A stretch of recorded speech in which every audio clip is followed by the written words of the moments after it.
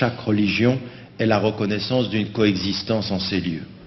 La réponse religieuse à cela, celle qui va dire le sens, elle va être « il faut qu'ensemble nous disions que les juifs ont un droit, que les chrétiens ont un droit, que les musulmans ont un droit, et que c'est les juifs, les chrétiens et les musulmans ensemble qui doivent dire le droit commun de tous. » C'est-à-dire d'attendre des juifs qu'ils reconnaissent que les chrétiens et les musulmans ont le droit de leur pratique et peuvent avoir et devraient pouvoir avoir accès à leur lieu saint, et que toute politique qui consisterait à laminer les lieux saints des autres par des souterrains, par l'attaque sur les fondements, est absolument illégitime sur le plan de notre discours religieux.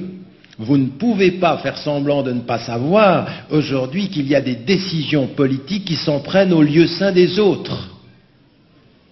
Et là, il faut des vraies positions, ça veut dire une position religieuse, des savants ou des représentants religieux qui disent avec force notre perception pour l'avenir, droits égaux, dimension égalitaire, accès autonome, reconnaissance absolument similaire et juste entre les trois traditions d'avoir accès à leur lieu saint et d'avoir la possibilité d'y prier et d'y vivre. Ça ne se discute même pas du point de vue religieux. Mais il faut faire attention, en ayant dit ça, on n'a pas réglé la question palestinienne. Mais on a mis un cadre. L'une des dimensions religieuses, elle nécessite que nous disions ceci. Pourquoi? Parce qu'il faut que ce lieu des rencontres du monothéisme, les monothéismes et les représentants du monothéisme puissent avoir un discours très clair sur la reconnaissance du droit des autres religions à pratiquer. On ne peut pas vouloir régler le problème politiquement et pas avoir un discours qui soit un discours de cadre religieux. Mais on ne peut pas, avec ce que je viens de vous dire là, vous pouvez vous asseoir et vous dire « mais c'est magnifique ce que tu dis, rêve toujours ». Si je m'arrête là, je rêve. Mais si je commence par là, je clarifie. Vous voyez la différence? Il faut commencer par clarifier même les rêves. S'il y en a certains qui rêvent, c'est très flou. Donc il faut, si vous appelez... Non, j'entre pas dans les détails, mais enfin, si vous appelez ça un rêve, au moins il faut le clarifier. Voilà ce qu'on est en train de dire. Et nous, en tant que musulmans, et quand on est avec des chrétiens, et quand on est avec des juifs, et quand on est avec des athées, et quand on est avec des agnostiques, c'est de dire ça. L'accès au lieu saint, la reconnaissance de la religion et la reconnaissance même de ceux qui n'ont pas de religion, de ceux qui sont agnostiques, ça c'est pas notre affaire. Nous ce que l'on veut, c'est l'égalité de pratique, l'égalité de reconnaissance et l'égalité de protection des lieux saints. Il n'y a pas de lieu saint qui soit plus saint que le lieu saint des autres.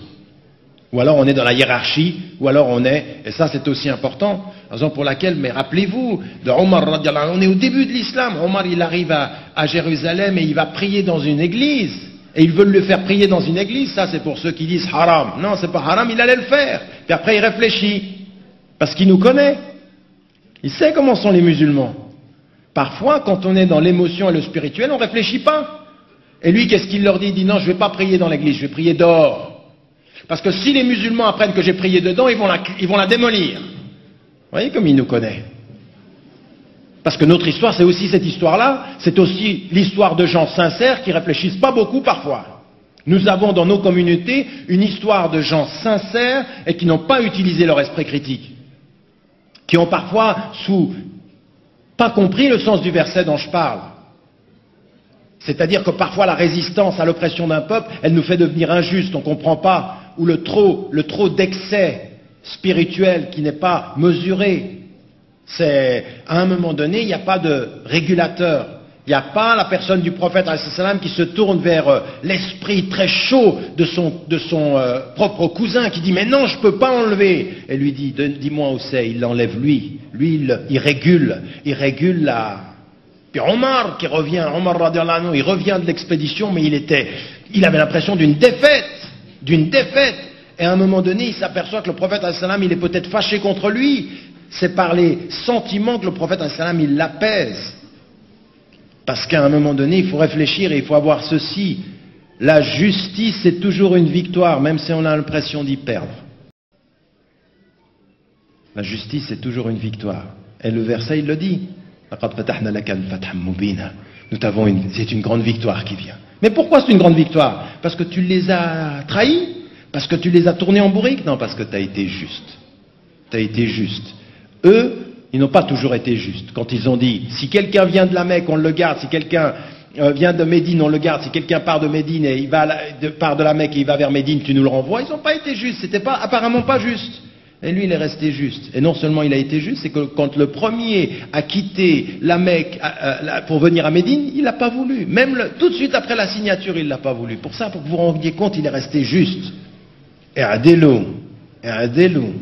Ça c'est la conscience de Dieu, c'est dans la justice, il faut avoir ça, puis après il faut avoir la confiance. Si on est juste, même dans l'apparente défaite, le juste fera que notre justice gagnera au-delà de la défaite.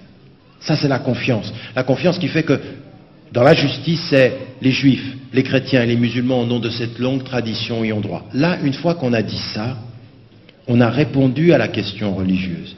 Et il faut que les femmes et les hommes, et c'est pour ça que c'est important, c'est pour ça qu'il ne faut pas que ce soit uniquement des Français, qui soient des Français de confession musulmane qui viennent dire et qui tiennent un discours du seul problème que l'on a, c'est avec les Juifs. Mais c'est faux ça. Nous, on a un problème avec des politiciens qui instrumentalisent la référence juive à des fins politiques. C'est avec eux qu'on a un problème. On n'a pas un problème avec les Juifs. Raison pour laquelle l'antisémitisme, c'est non. Raison pour laquelle l'instrumentalisation est certain parfois. C'est là où on a envie de dire, on a aussi un problème avec beaucoup de gens de confession juive qui n'osent pas prendre position. Ça aussi, on a un problème avec. On dit, mais écoutez, vous nous demandez à nous tout le temps, chaque fois qu'il y a un drame à travers le monde, chaque fois qu'il y a un attentat, et vous? Et qu'est-ce que vous en pensez? Nous sommes dans la justification perpétuelle, mais quand il s'agit de ce qui se passe en Israël, vous êtes dans le silence perpétuel. Comme si critiquer la politique d'un État qui trahit vos propres valeurs, ce serait pour vous trahir votre communauté spirituelle. C'est le contraire, c'est votre silence qui vous trahit, c'est pas la dénonciation. Toute personne de conscience et tout juif de conscience qui dénonce la politique israélienne de pression du peuple palestinien est quelqu'un qui défend haut la dignité des valeurs juives. C'est le contraire de ce que vous nous dites, pour certains, comme ceux du CRIF, ici. Et ailleurs, il y en a certains, c'est une catastrophe. Ils nous font penser, je veux dire, je suis du côté d'Israël, dans le juste comme dans le faux. Puis vous leur dites, mais vous allez condamner ce qui s'est passé à Gaza? Vous allez condamner cette offensive qui tue des innocents? Non. On ne condamne pas. Mais c'est votre non-condamnation qui vous condamne, qui condamne votre propre trahison de vos valeurs. Parce que n'importe quel juif de conscience, au premier rang desquels Moïse, alayhi salam, n'aurait pas été du côté du gouvernement israélien. Ça, je peux vous le dire, tradition juive comprise. Moïse, suivant les traces de l'unique, n'aurait pas été du côté de Livni et consorts. Cela trahit son nom d'intérêt politique. Ça, c'est notre attitude sur le plan religieux, elle est de dire les choses clairement. Voilà ce que nous voulons. Mais on a abordé un problème, une dimension, elle n'est pas la seule, mais il faut la comprendre. Et il faut la comprendre avec cette charge. Comprenez ce que je suis en train de dire. Il faut faire très très attention, parce que certains disent, dès qu'on parle de religion, la charge spirituelle est tellement forte qu'on n'arrive plus à raisonner. Nous, il faut qu'on ait une reconnaissance de la charge spirituelle très forte, c'est très profond. Il y a des choses qui sont très... Quand quelqu'un revient de Jérusalem, il me dit... Récemment, j'avais une étudiante qui revient de Jérusalem et me dit, mais il y a un secret dans cette ville, c'est extraordinaire, il y a quelque chose de tout à fait particulier, il y a une tension comme ça de violence politique et puis en même temps il y a quelque chose qui se passe.